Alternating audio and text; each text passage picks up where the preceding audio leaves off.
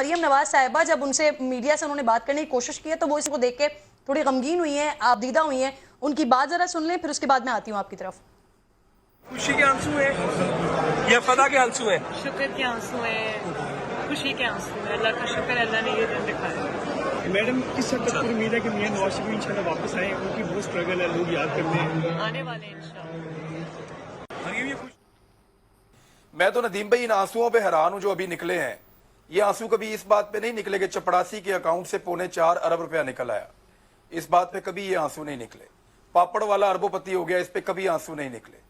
यानी इन्होंने model town के अंदर जब दिन दिहाड़े 14 आदमी कत्ल कर दिए तब भी ये आंसू नहीं निकले। आज ये आंसू निकल रहे हैं। मैं हैरान हो जाता हूं वैसे इस किस्म के। ये सिर्फ पॉलिटिकल ड्रामेबाजी हैं और ये सारी पॉलिटिकल पार्टीज करती हैं, कोई एक पॉलिटिकल पार्टी नहीं करती। और ये भी वही पॉलिटिकल ड्रामेबाजी का हिस्सा है। सिर्फ एक सिंबॉलिक किस्म का इजलास इन्होंने किया है, इसका हकीकत से कोई लेना देना नहीं है। अगर तो चीजें गैर आईनी है, गैर कानूनी है तो लेट द कोर्ट डिसाइड। अदालत इसके ऊपर फैसला कर देगी।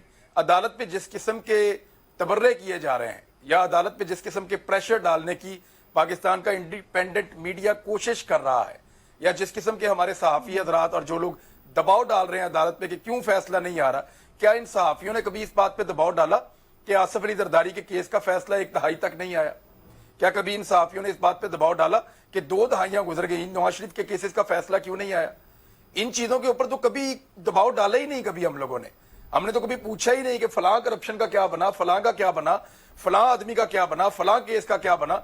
हमने कभी असगर खान केस का क्या बना, हमने तो कभी बात ही नहीं की उन चीजों के बारे में। हम सिर्फ इस एक केस में 2 चीजें यह आपको इमरान ऐड करूं, जो आसिफ अली जरदारी की और फरियाल तालपुर की रिहाई थी, वो तो मेरा तासुर यह है कि इमरान खान ने एनआरओ दिया था पाकिस्तान पीपल्स पार्टी को, क्योंकि उसके बाद पीडीएम टूट गई थी। आसिफ जरदारी भी और फरियाल रिहा हो गए थे और पीडीएम टूट गई थी। मेरे ख्याल में बहुत बड़ा एनआरओ था फॉर पीपल्स पार्टी। और दूसरा जो आपने जिक्र किया असगर खान केस का, असगर खान केस के अंदर नवाज शरीफ की हुकूमत फेल टू एक्ट, लेकिन वो सुप्रीम कोर्ट का जो ऑर्डर था वो हुकूमत वक्त के लिए था, जनरल असलम बेग और जनरल दुरानी के खिलाफ कार्रवाई के लिए। वो दरवाजा अभी तक खुला था, 4 साल बंद तो नहीं था हुआ। तो यहाँ पे ताकत नहीं है वहाँ पे एक्ट करने के लिए। हमें सियासी जर्नलिस्टों को मालूम है कि सियासी लोग वहाँ एक्ट नहीं कर सकते।